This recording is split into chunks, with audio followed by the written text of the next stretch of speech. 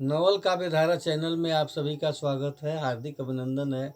आज एक कविता सुनाते हैं, सुनिए। गीत लिए अवतरित हुआ मैं, गीत ही जीवन साथी है, गीत ही मेरा बंधु बांधव, गीत सखा सुत नाती है। गीत लिए अवतरित हुआ मैं, गीत ही जीवन साथी है, गीत ही मेरा बंधु बांधव, गीत सखा सुत नाती है।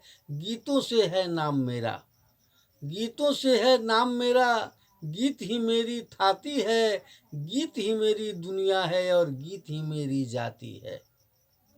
लिख लिख कर मैं गीत सभी को जब तक रहूं सुनाऊंगा, मरते वक्त भी गीत लिख कर इस धरती से जाऊंगा।